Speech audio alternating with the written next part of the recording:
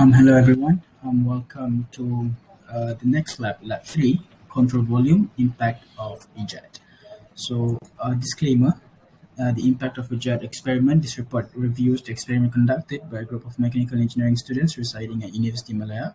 So, the experiment is by right, not the work of the presenter, which is me.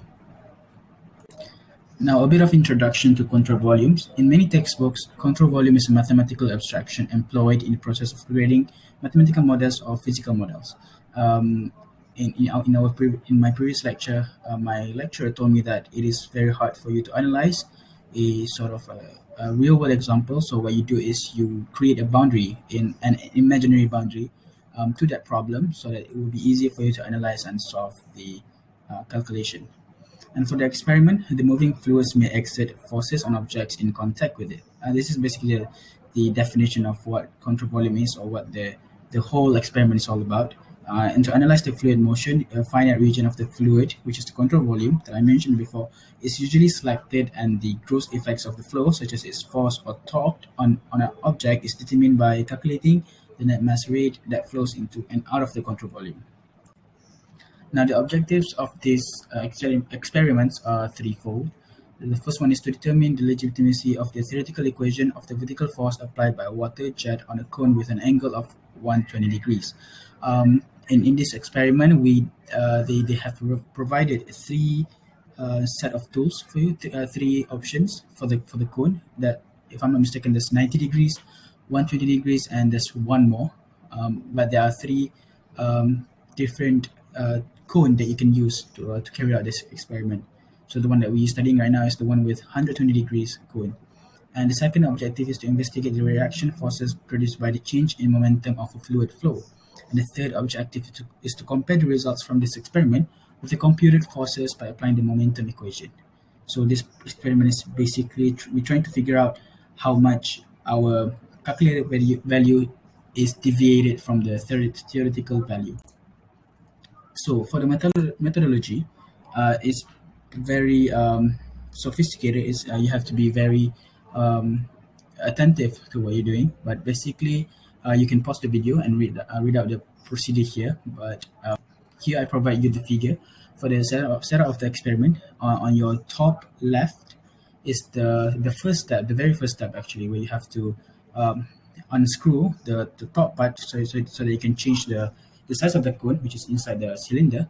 And the second step is on its right, you have to recalibrate the gauge, so that it will the pointy part will be will be horizontally aligned with the spring on top of the cylinder. And at the bottom of it, at the bottom left, that's how the experiment is carried out. Basically, the water is projected out of the cone, and that will create some sort of a splash, but it will be controlled by how much you set the flow rate to.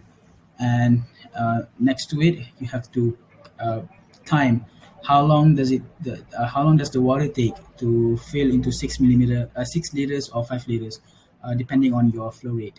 And then the last picture, which is on the far right, the mass on top of the cylinder is being added incrementally. So basically, you add 50 gram, and then 100 gram, and then 120 grams, and each time it is added, you can see the difference in how long the water takes to fill up the 5 liters in the container.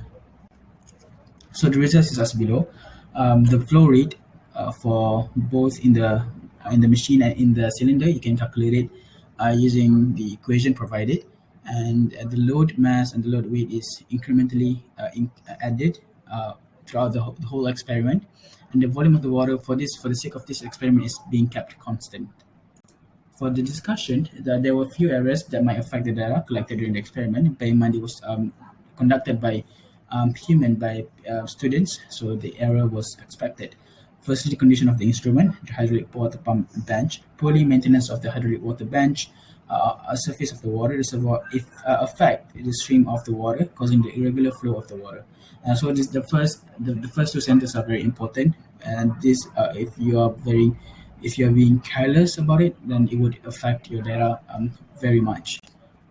So, in conclusion, the experiment that has been carried out was successful, even though the data collected are a little bit different by 43%. If I'm not mistaken, the value deviates from the actual value, the calculated value deviates from the theoretical value by 43%. So, that there was a huge error in the setup of the experiment. The difference between the theoretical value and the actual value may mainly due to human and service factors such as parallax error.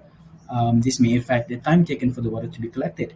The recommendation to overcome the error is to ensure that the position of the observer's eye must be 90-degree perpendicular to the reading of the position, and then ensure that the apparatus is functioning perfectly in order to get an accurate result. So that's all from me. Thank you for watching and see you next time.